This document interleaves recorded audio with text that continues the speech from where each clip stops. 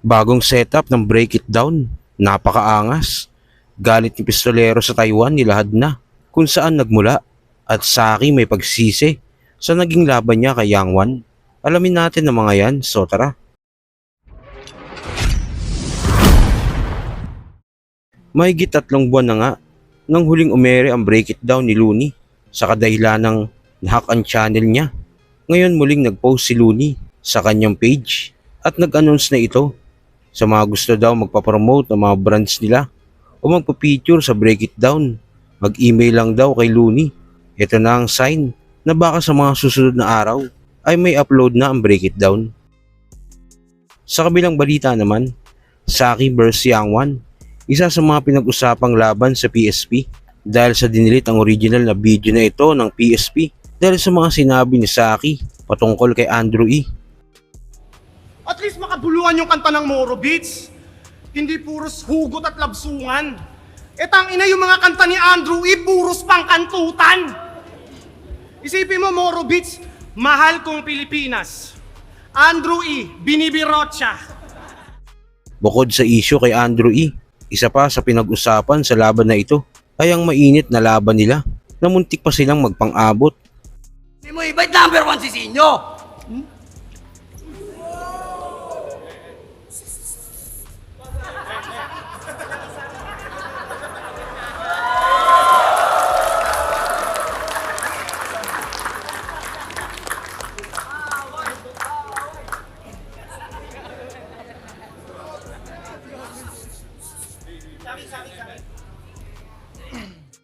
Sa isang video nga ni Saki, sinabi niya na sana daw sinapak niya na lang daw si Yang Wan noong naglaban sila dahil may linya sa Saint Ice about sa nagbasag ng itlog sa battle, which is sa liga ng laglagan sa labang Cascade vs Doc. Sakaling may props to bigla, walang paluan ng itlog, baka mas-scramble kita. Si GL. Sino ba yung namalo ng itlog na yun? Yung mukhang nagsasabo? Yung umpak na yung mukha. Sayang lang hindi na yung video na pinagsusuntok pa siya.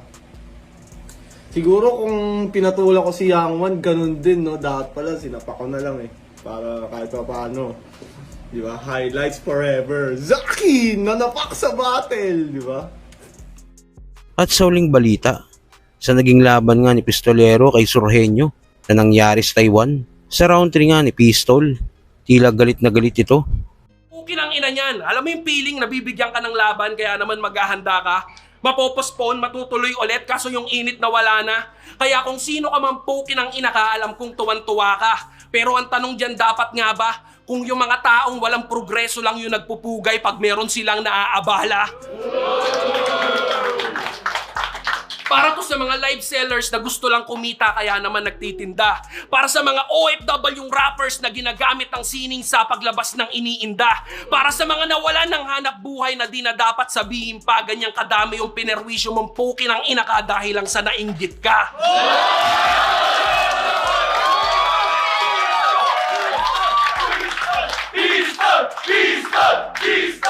Alam niyo kung bakit ako galit? Kasi ultimo paghahanda namin na apektuhan dahil sa ginawa ng gagong to. Maraming adrenaline ang bumagsak at sulat na nagkagulo. Pero nanatili kaming mabangis. Saksi ang mga taong to. Yung tagumpay ng gabing to, kabiguan ng plano mo.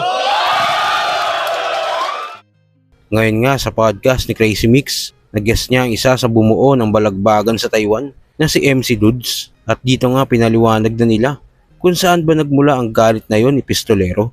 Ano yung mga aberya pa lang mga nangyari? Una doon sa aeroplano, delay. Hindi pa yun. Hindi pa yun.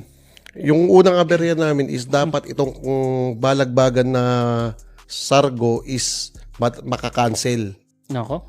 Munti ka na siya makancel kasi isa ako sa mga admin ng page. So nag-uusap kami ni Madam na ika-cancel namin kasi maraming mga inggitero. Shoutout sa inyo mga inggitero kayo. Mga inggitero. Mga inggitero kayo Kayo pasaway kayo.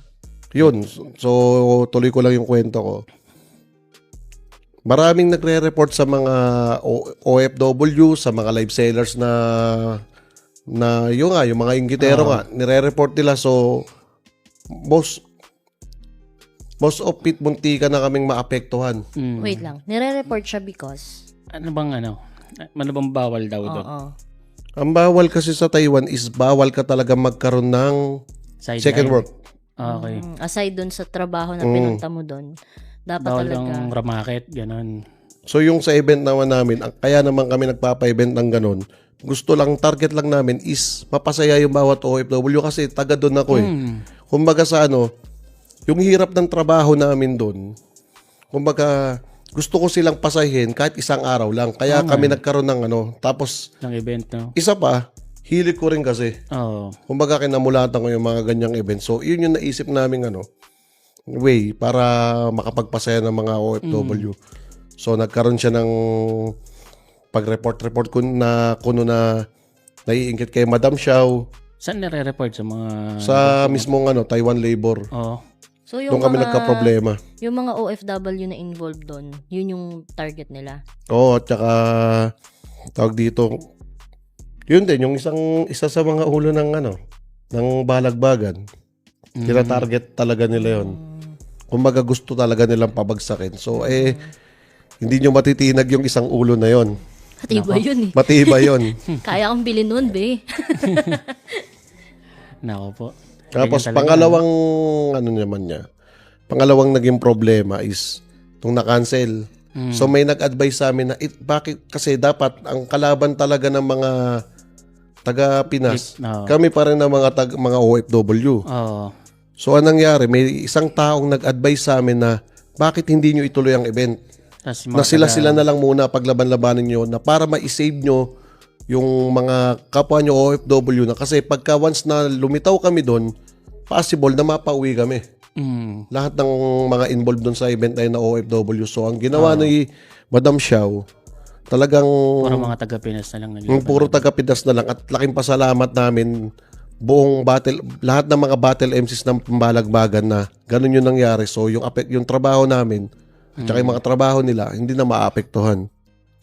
Grabe, no? Nailigtas sila sa sa chance na ma-report na Ma-deport. ma-deport, Oo. no? So parang kaya nagkaroon ng match-up ng mga flip-top artists na lang na galing sa Pilipinas yung pinagtapat-tapat. Kaya ka nga napunta ron eh. Actually, hindi. Pero dapat ako Hindi, talaga pero kalaban siya mo ang doon. kalaban ko talaga dapat. Dapat dalawa kami maglalaban doon. Sayang.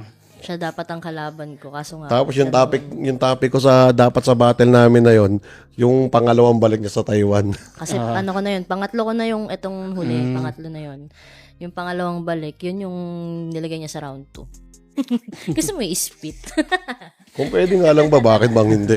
Kaso nga lang, baka may magtampo na taga-Taiwan eh. So, hindi kayo nakabattle yung mga taga-Taiwan? Lahat talaga hindi nakabattle. Kaya dun sa may reels na lumabas kay Pistolero, so sana abangan nyo yun. Palabas na yung battle ni Sorhenyo tsaka ni Pistolero. Kapag na-upload to, naka-upload na yun. So, ito po yung context noon, nung battle na yun. So okay ba mga kuis na masasabi nyo? Sa nangyari na ito sa Liga ng Taiwan at sa muling pagbabalik ng Break It Down ni Looney? Anong battle ang gusto niyang i-review niya? At sinong guest? Kung ano man sa loobin mo, comment mo lang sa baba na mapag-usapan natin yan. So yun lang. God bless.